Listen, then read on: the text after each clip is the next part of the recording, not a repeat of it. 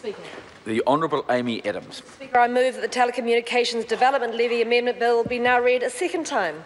Mr Speaker, we heard a lot in the first reading in the various speeches. We heard from process issues to Labor wanting to declare the successful, important program a failure. Well, Mr Speaker, we know they never wanted it. We know that if they'd been in government, they wouldn't have done it. But I can stand here as a rural MP, one of the few who's contributed actually on this, incredibly proud to say that we've already bought better broadband to more than 325,000 rural and provincial houses. And I know, Mr Speaker, that that matters in rural New Zealand, and this bill is about taking that even further. Mr Speaker, we've heard claims that this is somehow a surprise move and we've slipped one past New Zealanders. We announced this in August, which was pre-election. We announced it again in March, which was several months ago. The bill is the most simple bill imaginable, with one operative clause doing exactly what we said it would do. And to answer Mr Cunliffe's very simple point, the hurry is that New Zealanders want broadband, they want it fast, and we're going to do everything we can to get it to them.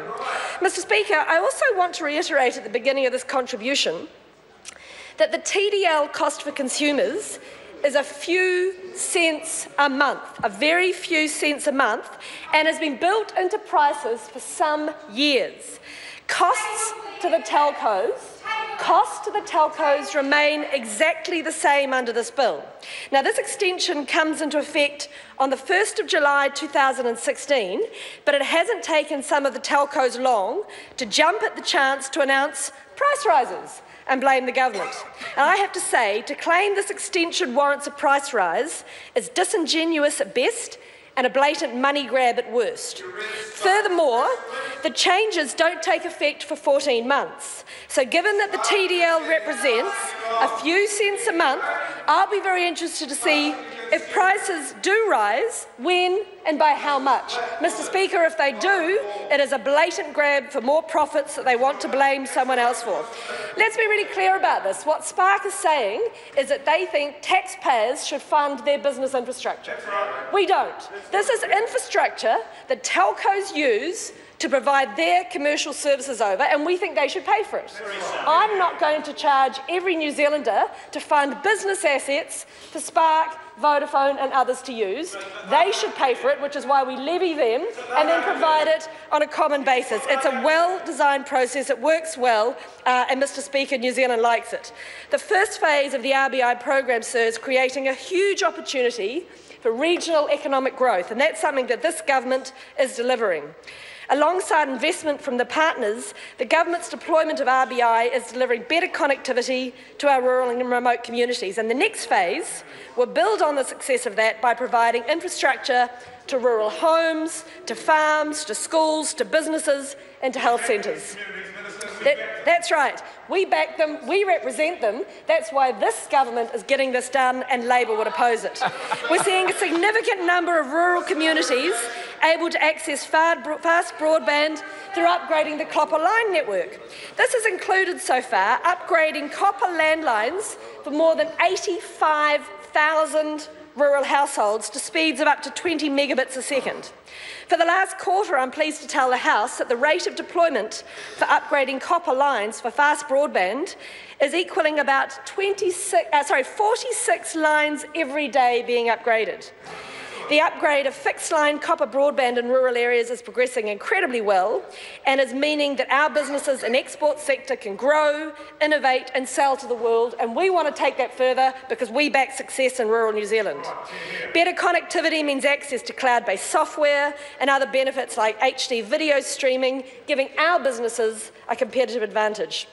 And Mr Speaker, the programs and the regulatory environment are showing dividends in our international rankings. We are now #1 amongst all developed countries for annual growth of fibre connections, with an annual growth of 272%, and we're now ranked 15th out of 34 OECD countries. And do you know what it was in 2004 under Labor? 22nd, bottom third of the OECD to now top half. Mr Speaker, it's making a difference.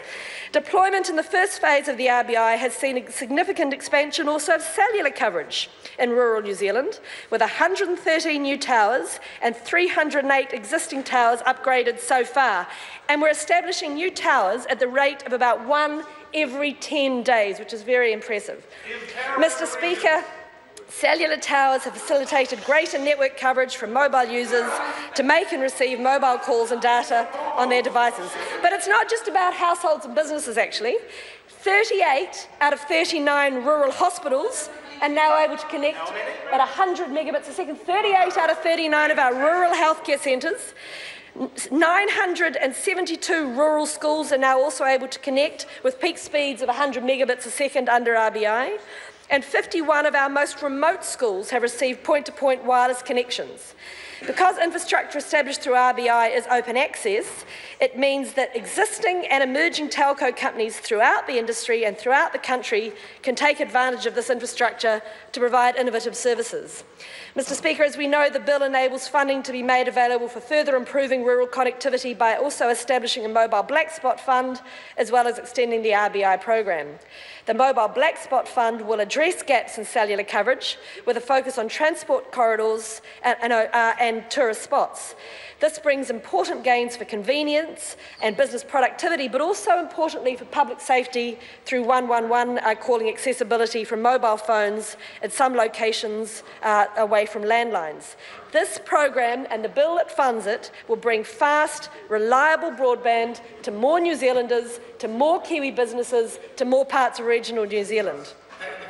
Mr. Speaker, the rural areas targeted for improvement will now be identified through a tender process, and technology solutions which will best meet the needs of those communities will be selected. It's worth noting that the technology to be used in the second phase of RBI may not be the same as the first phase. I'm certainly open to technology suppliers providing new and innovative options to consider, and that's all part of the process we're now working through.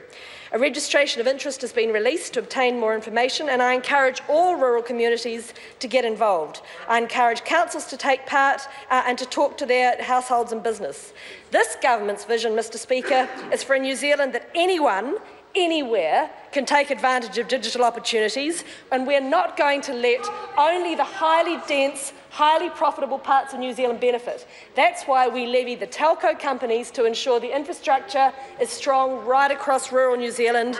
That's why this is a government that works for all New Zealand, and that's why we're supporting this bill. The question is that the motion be agreed to. Claire Curran. Thank you, Mr.